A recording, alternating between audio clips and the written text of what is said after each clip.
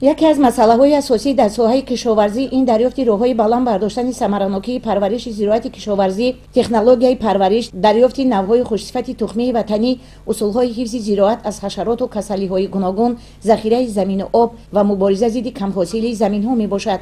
معاون سروزیر مملکت زیازاده سلیمان با تاکید این نقطه‌ها و به نوبت گرفتن آب و هوای کمبارش امساله در خواجگی کооپراتیو استحصالی امام اعظم ناحیه کوشانیان به خواجگیداران دستور داد که در این سم کار و باز هم جانا گردانیده از همه امکانیت‌های موجوده استفاده نمایند تا که استحصال محصولات کشاورزی زیاد گردیده امنیت عضوقواری مردم تامین کرده شود. این خواجگی به کشت زیر پلیانکا و گرمخانه‌های دائم عمل کننده در ناحیه شناخته گردیده همه ساله ده‌ها تن محصولات تر و تازه از جهت اکولوژی استحصال و به گوشه و کنار مملکت انتقال داده می‌شوند. این از بلغاری قلمفور تیزک ما تیار کردیم، باقلاجان، پامیدور، بادرنگ همه روز کلوب گرفته شدیم.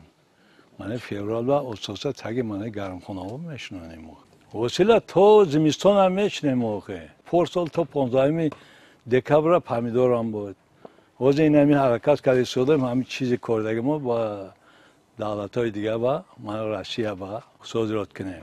عین زمان کوچت بادرنگ، پامیدور با امجان قلمفوری شیرین برای مانده شده زیاده 100,000 کوچت در روزهای نزدیک در زمین‌ها گذرانیده می‌شوند. معاون سروزیر مملکت دستور دادند که از سبب گرم آمدن هوا یخابمانی در زمین‌ها را تشکیل نمایند، زیرا این طرز کار به بلند گردیدن حاصلناکی و کمی دیرتر به گل کردن درختان مساعدت می‌کند. اگر در زمین‌ها ذخیره آب تامین کرده شود نشونمای زراعت خوب گردیده حاصلناکی تلف نمی‌یابد.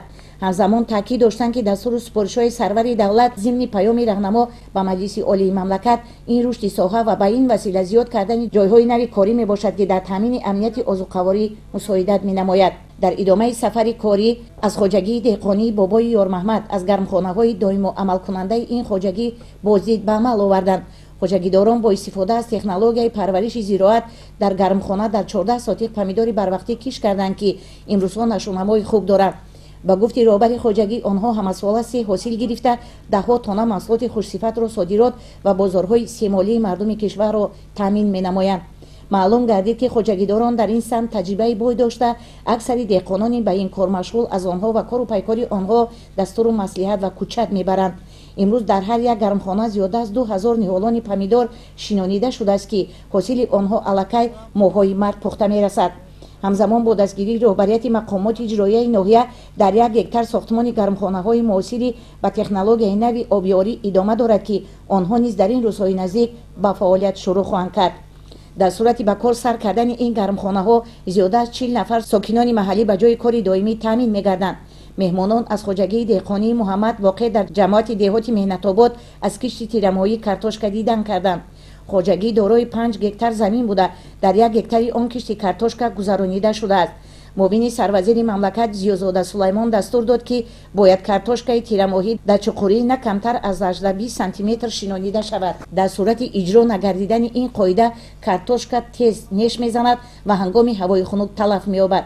خواجگی مصطفی با پرورش 2 نوع پیاز شغل ورزیده نشونمای پیاز بروقتی خوب ارزیابی میگردد. اطلاع داده شد که خواجگی در 20 هکتار پیاز بروقتی و تخمی کش کرده نیت و مقصد دارند که حاصل خوبی آن را به دست بیارند.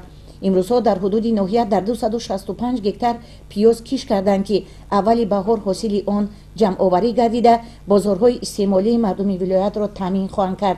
معاون سروزیر مملکت در صحبت با رهبریت ناحیه و خواجگیداران گفت که نتیجه زحمت صافدلانه کشاورزان و چاره‌های عملی نموده حکومت کشور باعث گردیده که حاصلناکی محصولات کشاورزی زیاد کرده شود. با نظر داشت وضع آب و هوای امساله مومن بد نیست طور کار را برای مانیم که به هر گونه وضع احتمالی آب و هوا آماده باشیم و نگذاریم که مردممان از نارسایی مواد غذایی تنقیصی کشند.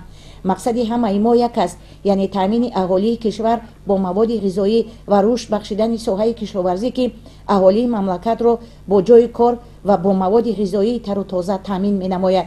رهبریت ناحیه و خواجگیداران جواباً به غمخواری‌های دولت و حکومت کشور وعده دادند که در سمت پرورش زراعت گوناگون همه امکانیت‌ها را به این نوبت گرفته با استفاده از تجربه پیشقدم و تکنولوژی پرورش زراعت در تامین یکی از هدف‌های اساسی حکومت تاجیکستان امنیت عضوقواری سهم ارزنده خود را می‌گذارند.